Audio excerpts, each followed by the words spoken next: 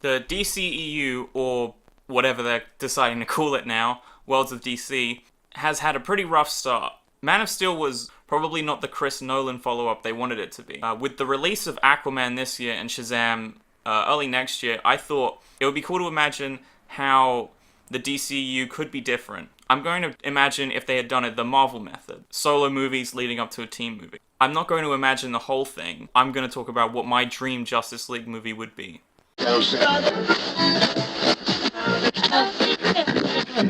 Or one in a more positive light than the one we got.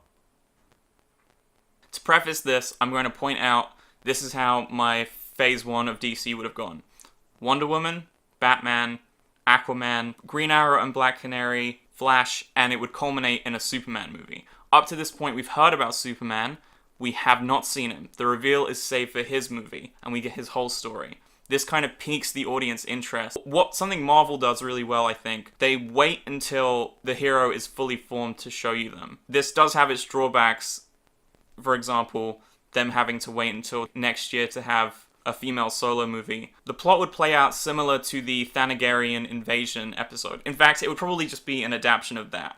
If you don't know, the Thanagarians are the aliens that are related to Hawkgirl and Hawkman. Sometimes they're literally Thanagarians, sometimes they're just reincarnated people. It changes. This specifically would involve the Thanagarians coming to Earth with a new technology, maybe clean energy, maybe it solves global warming.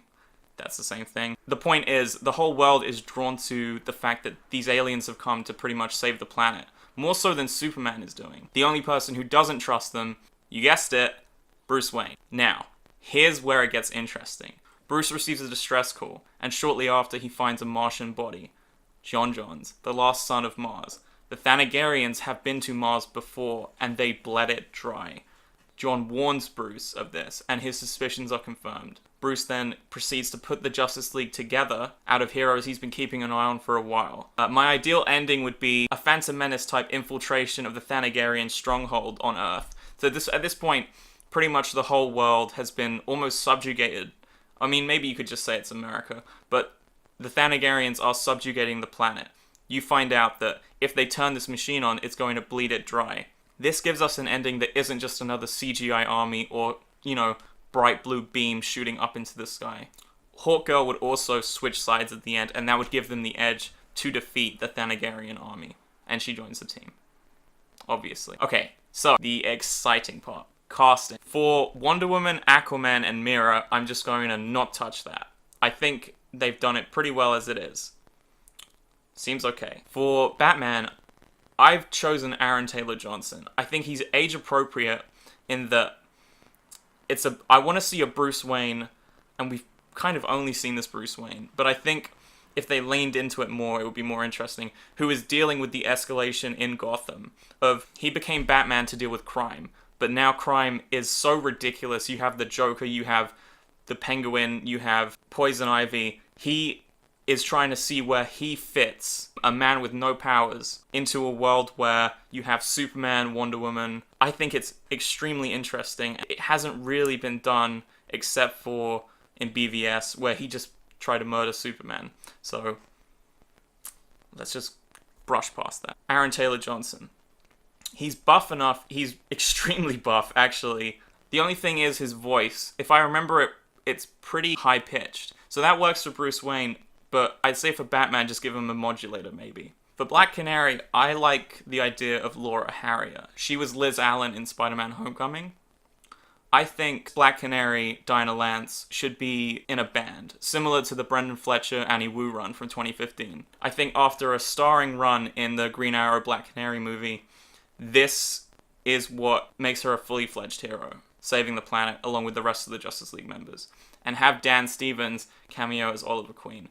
But if the story of this movie is that Batman is hiring heroes, he would not take a second glance at Oliver Queen. Sorry. For The Flash, I choose Dev Patel. He's great. Well, he can convey a dorky personality without kicking it up to Sheldon in The Big Bang Theory, which is what I think Ezra Miller did. No shade. He's age appropriate enough for the role where it's not a teenager running around. I think Dev's really been overlooked. I think he'd be a great Barry Allen and a great Flash. For Superman, I'm going to go with John Boyega.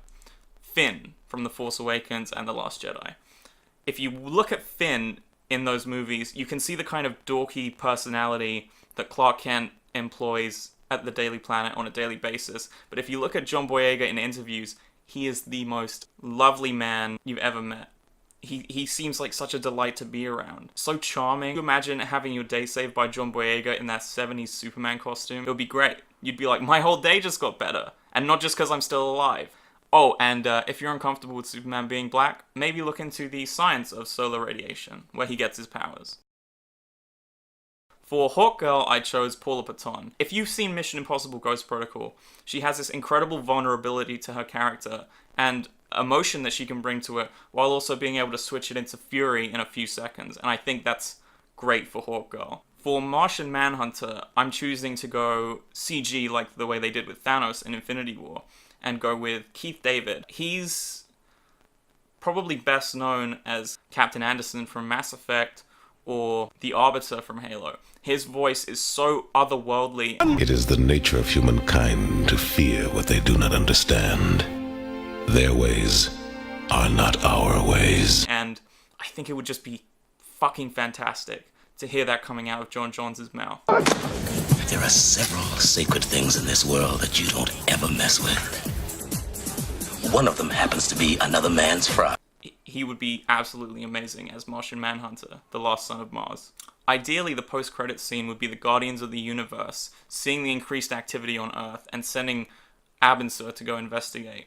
This, I feel like, could lead into a great Justice League sequel focusing on Blackest Night, where you could mix the Green Lantern Secret Origin comic with the Blackest Night comic to create one cohesive story where Abin-Sur arrives on Earth and all of this stuff kicks off, and you could even introduce Hal Jordan in the midst of the chaos and have that be his origin story.